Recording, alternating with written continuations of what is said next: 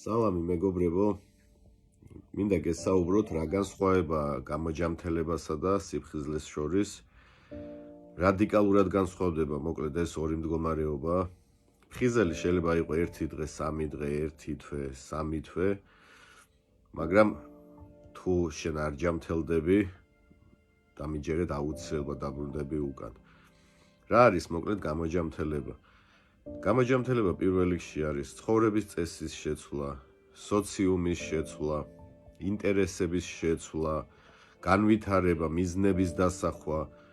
თუ შენ ფხიზელი ხარ დღეს და ისევ ბესედკაში ბულბულატორის გადაჭრილი ბოთლის გვერდით გახარ და უბრალოდ არ ეწევი და უყურებ სხვები როგორ ეწევიან, ან თუ შენს მანქანაში ისევ წამალს ხარშავენ და შენ უბრალოდ არ ხარშავ წამალს და არ იკეთებ და ეგ გონია გამოჯამთელება, ეგ არ არის სამწუხაროდ, ეგ აუცილებლად დაგაბრუნებს უკან.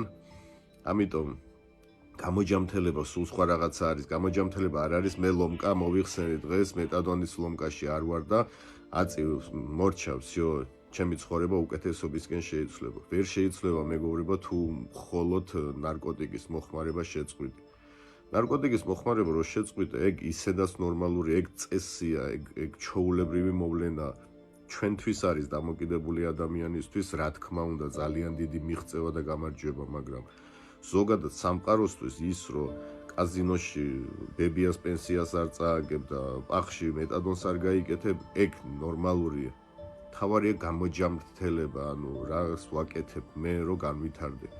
რატოა ხშირად ამბობენ, რომ აი წამალს რო ვანებებ თავს ყველაფერი მოსაწყენი ხდება, რაღაც არაფრის ხასიათზე არ ვარ, თავი არ მაქვს არაფრის, იმიტომ რომ მიზნები არ მაქვს, იმიტომ რომ ისევ იქ დგევარ ერთ ადგილას, იმიტომ რომ ისევ იმ სოციუმში მოძრაობ, რომლებიც არ ვითარდებიან.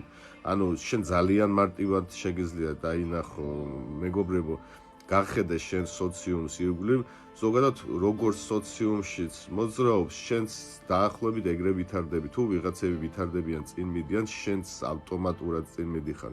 თუ ვიღაცები უკან მიდიან, შენც ავტომატურად უკან წახვალ. თუ შენი მთლიანი სოციუმი მომხმარებელია, შენც აუცილებლად ხვალთუზეկ დაუბრუნდები მოხმარებაში.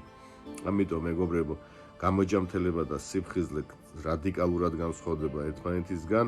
გამოფხიზლება არის ეს პატარა პირველი ნაბიჯი და შემდეგ პროცესი იწყება უკვე გამოჯამთელება, განვითარება.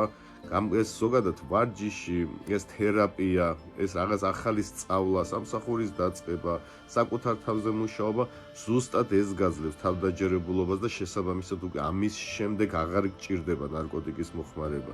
ნარკოტიკს როდის მოიხვა, როდესაც თავდაჯერებულობა არ გაქვს, როდესაც თვითშეფასება დაბლა გაქვს, როდესაც შეშინებული ხარ, როდესაც თვლი რომ სხვა შენზე უკეთესია, შენზე ძლიერია, უბრალოდ ნარკოტიკით გაურბიხარ ამ ყველაფერს და როდესაც იწყებ განვითარებას, როდესაც იწყებ საკუთარ თავზე მუშაობას და ხედავ, რომ პატარა ნაბიჯებით რაღაც შედეგებამდე მიდიხარ, შემდეგ შემოგდის უკვე კმაყოფილების განცდა და გწმუნდები, რომ ნარკოტიკი საერთოდ არაფერში არ ჭირდება.